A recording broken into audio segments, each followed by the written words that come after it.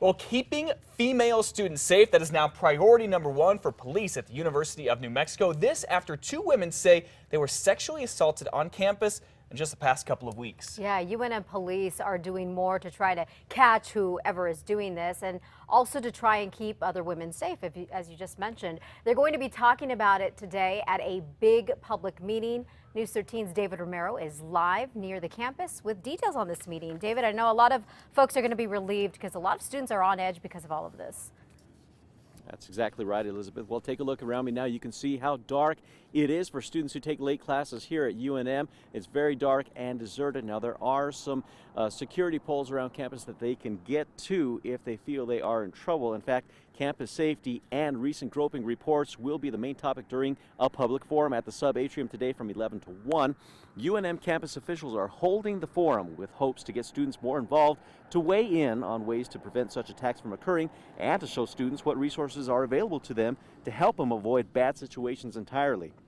And of course, one of the resources included actually utilizes the campus security escort service being offered to walk students from classes to their cars or dorms late at night. And that is what some students say makes them feel at least somewhat safe. I actually had some night labs freshman year that got out about 9:20, and it's not very comfortable at all. It's really dark here on campus. There's these lights, but sometimes the bulbs are out. And of course, if you have any information that UNM police can use in their investigation, call them at 277-2241 or email them at policetips@unm.edu. And they also have a website set up to educate students about the recent groping attacks that have taken place here on campus. That can be found at campussafety.unm.edu. Back to you. All right, David, thank you. UNM police also say students need to be on alert and aware anytime when about their surroundings, and that includes not being distracted by music perhaps and while walking in dark areas.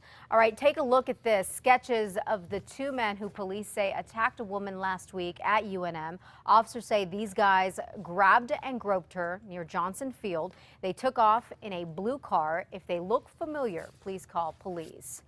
A guy crashes into a tree and takes off from the scene, leaving a child behind in his truck. This morning, police are continuing to search for that driver. APD says the man crashed his truck into a tree on Martin Luther King Jr. Boulevard near I-25 around 7 last night. When cops arrived, they found an 8-year-old inside, but the suspect was nowhere to be found. She was not hurt. Cops are still looking for the driver who took off.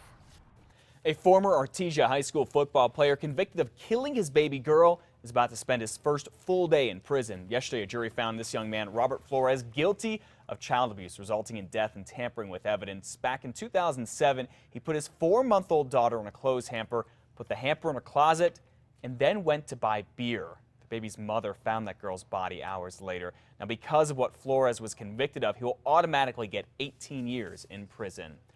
Off the hook, a doctor in Albuquerque accused of botching a late-term abortion can keep on working. This after the state medical board clears her. The board says Dr. Shali Sella was not negligent in 2011 when she performed a late-term abortion in her clinic on a woman who had had a C-section before. Anti-abortion activists filed the complaint about this case.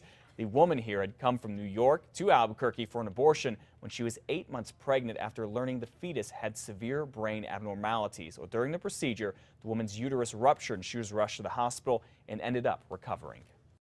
One state lawmaker is trying to ease the penalties if you're caught with some marijuana. Democratic Representative Emily Kane of Albuquerque has introduced a bill to reduce penalties for possessing small amounts of pots. Now, get caught with an ounce or less and you'll probably only pay $50 instead of the current $100 penalty. The penalties for other amounts up to 8 ounces would also be sharply reduced. Possessing more than 8 ounces would remain, however, a felony. Sheriff's deputies now trying to figure out who killed a father of 5 and dumped his body on the Pajarito Mesa last summer. Jorge Bajorquez's brother says Jorge was shot more than once and dumped in the desert. Investigators say he was last seen with Noberto Alvarez, who is now in federal custody, accused of being involved in a drug ring with ties to the Mexican cartels. Deputies are not saying much else about this case, but they say they do not have enough evidence to charge anyone right now.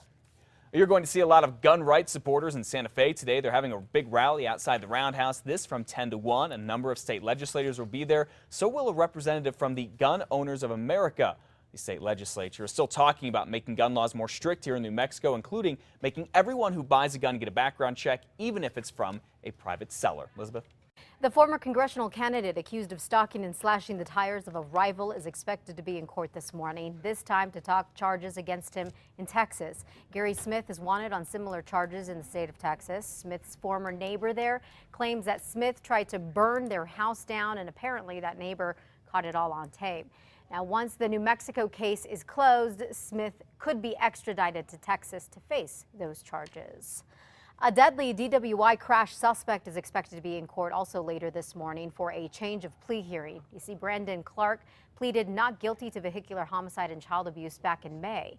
Police say he was drunk in June when he rear-ended Deborah Valencia's car at a stoplight near Lomas and Louisiana. Valencia died. Clark had his 4 young children in the car at the time. They were all okay.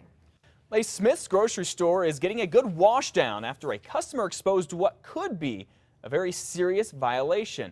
Take a look. Sean McDaniel sent us his picture of workers replacing the floor near the produce department in the store that's at Carlisle and Constitution in Albuquerque. The problem is, as you can see, they never covered up any of the fruits and vegetables there. The melons, the tomatoes, the celery. So an environmental health supervisor from the city went out there. She says she didn't find any debris on the produce itself, but she did find some on the display bins. So she ordered both to be washed thoroughly. Smith's spokesperson says the construction crew was supposed to protect the produce.